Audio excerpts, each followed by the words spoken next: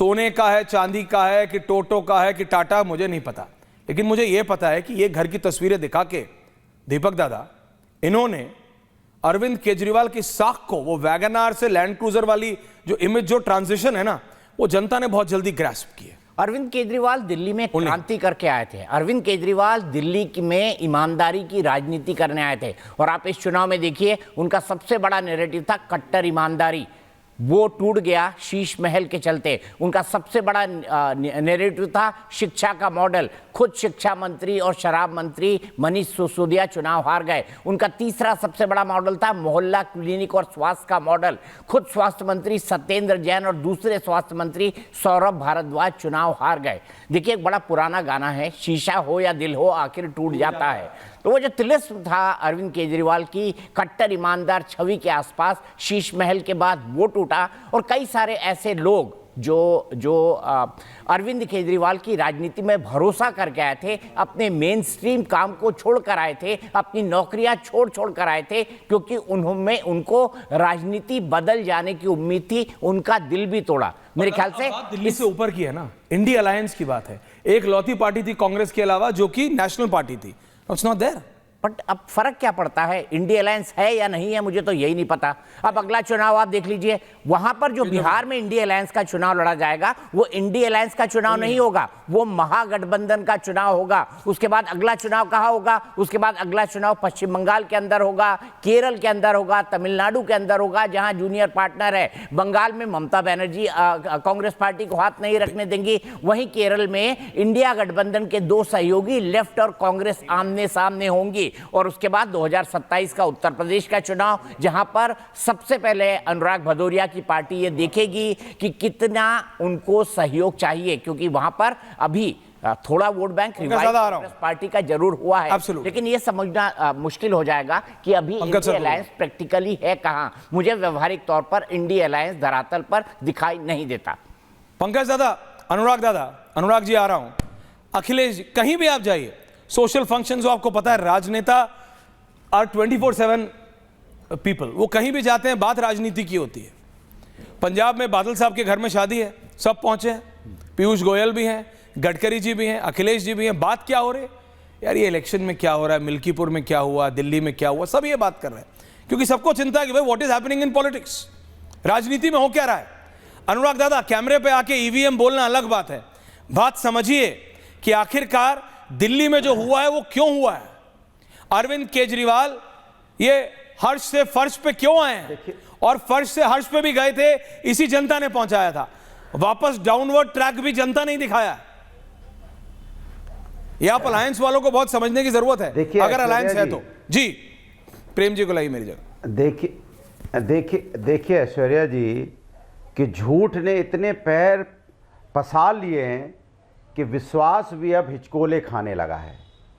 ये सही साबित हो रहा है। इतना झूठ फैलाया जाता है, इतना झूठ भारतीय जनता पार्टी के माध्यम से फैलाया जाता है।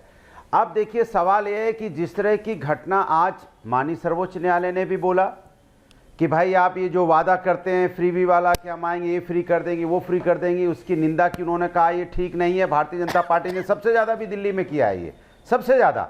और इससे उन्होंने साफ कहा है कि लोगों की काम करने की इच्छा खत्म हो रही है। जो आप एक करोड़ों लोगों को फ्री बांट रहे हैं, तो ये सुप्रीम कोर्ट ने बोला, लेकिन इसमें भारतीय जनता पार्टी सन्नाटे में चली गई है, कोई कुछ बोलने को तैयार नहीं है। प्रेम शुक्ला जी बैठे, ये भी सन्नाटे में है। बोल देंगे तो फिर जवाब क्या देंगे कि हमने भी तो इतने वादे किए हैं लगातार, 2014 से तो हम फ्री बांटने का ही वादा करते चले आ रहे हैं, लेकिन पैर पे नहीं खड़ा करेंगे। किसी व्यक्ति कोई पैर पे खड़ा हो जाए हिंदुस्तानी, इससे तकलीफ है भारतीय जनता पार्टी को। भारतीय जनता पार्टी ये करना ही नहीं चाहती कोई व्यक्ति अपने पैर पे खड़ा हो जाए, अपनी नौकरी करने लग जाए, सम्मान से जीने लग जाए, घर में 4 पैसे कमा के आए। वो नहीं, हम 80 करोड़ लोगों को फ्री में अनाज दे रहे हैं, उसकी बाबी देखो अभी चौड़े होके कैसे बोलेंगे, लेकिन ये नहीं बोलेंगे कि कैसे। सब बोलने का क्या औचित्य है अनुराग भदौरिया? सवाल ये नहीं है ऐश्वर्या। नहीं अनुराग जी, सवाल ये है, आप मुझे सवाल सिखाना बंद करिए और अपनी राजनीति ठीक करिए। आपके साथ भी वही प्रॉब्लम है जो कि आम आदमी पार्टी के साथ प्रॉब्लम है। इलेक्शन पे इलेक्शन हारे जाओ, यहां पे आके मेरे से नाराज होकर उठ के जाते। सुनिए मेरी बात, नहीं सवाल सुनिए। नहीं मेरे, अरे आपके बोलने से कोई फर्क नहीं पड़ता। आप मेरी बात सुनो अनुराग भदौरिया जी, अपने आप को बेहतर, मेरा आपसे सवाल है, आपको समझ आ रहा है where are you going wrong? आप गलत कहां जा रहे हो? अगर ये बीजेपी वाले इतने ही गलत होते तो क्या, अरे क्या बोलने दूं आपको? आपसे पूछो नॉर्थ बोलते हो साउथ, पूछो ईस्ट बोलते हो वेस्ट, पूछो रूस के बारे में बोलते हो चीन के बारे में। बात समझो मेरी। अरे मुझे बोलने दोगे? अरे इसी कारण हालत खराब हो रही है, इलेक्शन पे इलेक्शन हार रहे हो। मुझे बोलने विषय समझिए, विषय पे बोलिए। अरे ठीक है, गलती समझे कि नहीं? अलग बात है, लेकिन आप तो इंटरनेट में दिक्कत हो, हमें बोलने दो, इलेक्शन हारेंगे। बोलिए। आप क्या ढोल बजा रहे हैं? मुझे बोलने दो। आपने मुझे बोलने को बोला, खुद बोलना शुरू कर दिया। मैंने कहा भारतीय जनता पार्टी, आपको लगा भारतीय जनता पार्टी फंस रही है तो भी कूद पड़े।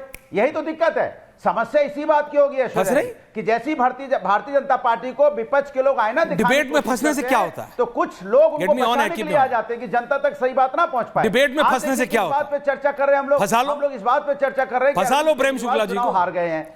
फंसाने से अगर इलेक्शन जीतते हो तो फंसा लो। अरे सुन तो लीजिए। नहीं, only Anurag Bhadauria and Prem Shukla me in the middle. अरे बोलने दो ना मुझे। अरे बोल लिया आपने, अभी बात बोलने नहीं दे तो कैसे? अरे बोल तो रहे हो, कितना बोलोगे? बोलने से कुछ नहीं होता है। ये कौन से विजुअल चल रहा है? कमेंट्री कर रहे हो। अनुराग भदौरिया जी बात समझिए, अगर डिबेटों में नेताओं को फंसाने से इलेक्शन जीते जाते, आवाज दबा रहे हैं आप ही लोग। इलेक्शन जीते अगर ऐसे जाते तो क्या बात थी? दीपक दादा को लाना जरा ऑन एयर, एक मिनट। कितने सीनियर है, कितने साल से आप डिबेट करो? हम तो रिपोर्टर आदमी हैं दादा। अगर एंकरों के वजह से, अगर एंकरों के डिबेट में फंसाने से राजनीतिक लोग फंसते और इलेक्शन जीते जाते तो क्या बात थी अनुराग भदौरिया? फिर तो पावर सेंटर यहां होता, फिर तो पावर सेंटर यहां होता। बोलने का शगुफा बंद करो दादा। रियलिटी है, अपनी गलतियों से सीखो। नहीं सीखोगे तो इल्जाम लगाते रह जाओगे। करने आए तो आप लिख देते। अरे इल्जाम लगाते रहो। करूंगा और सबके चेहरे को दिखाऊंगा। अगर इतना ही प्रेम शुक्ला गलत होते तो जीतते क्यों दिल्ली में ऐसे? हम बीजेपी की तारीफ करेंगे। आप ड्रामा कर लो, ड्रामा में तालियां बज सकती हैं। वोट नहीं पढ़ते गुरु, ड्रामा नहीं कर, वोट नहीं पढ़ते हैं। क्या विपक्ष वोट नहीं पढ़ते हैं? प्रेम शुक्ला जी जवाब दीजिए। प्रेम शुक्ला जी ये कह रहे हैं कि आप जब फंसते हैं तो हम आपको बचा लेते हैं। बताइए, हमारे बचाने से इलेक्शन जीते जाते हैं? समझाइए इनको जी।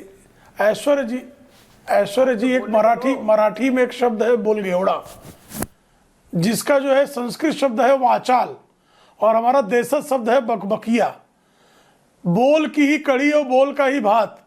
बोल की कड़ी और बोल के भात से भोजन नहीं बनता महाराज, उसके लिए काम करना पड़ता है, जमीन पे जाना पड़ता है, जन कल्याणकारी कार्य करना पड़ता है, जन सेवा करनी पड़ती है, जनता के बीच साख बनानी पड़ती है, जनता के बीच संगठन खड़ा करना पड़ता है और संगठन के सुचारू संचालन के आधार पर चुनाव का अभियान चलाना पड़ता है और उस अभियान के अनुकूल जो है तब जाकर जनता आपको परिणाम देती है। अब देखिए आप वही शुरू कर दिया बोलगेवड़ा वाला काम आराम से।